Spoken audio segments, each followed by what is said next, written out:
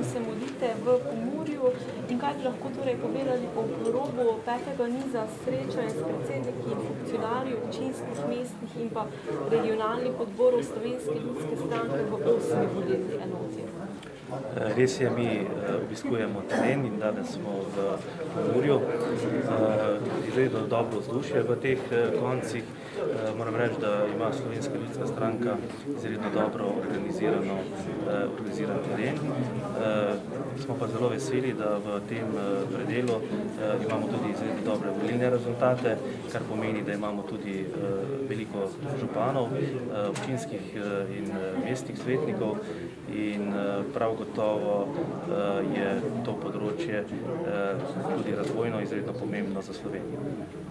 Morebiti, če se nekoliko dotakneva še aktualnega političnega dogajanja, torej morebiti vaš komentar o samem trenutnem stanju v državi? Jaz si bi želel, da bi bilo stanje v državi boljše. Mi si želimo predvsem enega dobrega gospodarskega razvoja, predvsem zato, da ljudem omogočimo nova delovna mesta, se pravi delo daje človeku dostojanstvo.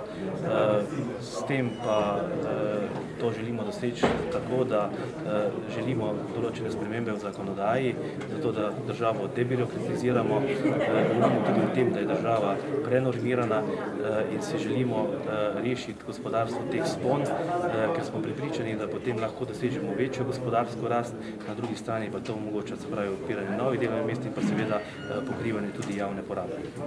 Morebiti še stališče Slovenske ljudske stranke do programa razvoja podeželja 2014-2020?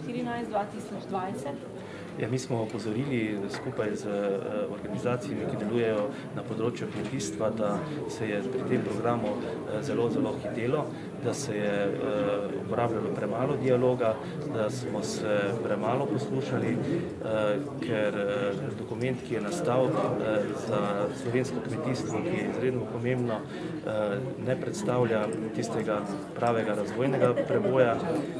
Prepričani smo, da je potrebno se usesti za mizo zelo hitro in popraviti korekcije programa razvoja podeželja, zato da bomo tudi v tistem okoljskem delu pa v onih kmetijskih spodbudah lahko navdušili čim več kmetovalcev, da se bodo za te zadeve odločali, predvsem zato, da bomo posledično uspešni pri črpanju tega evropskega denarja.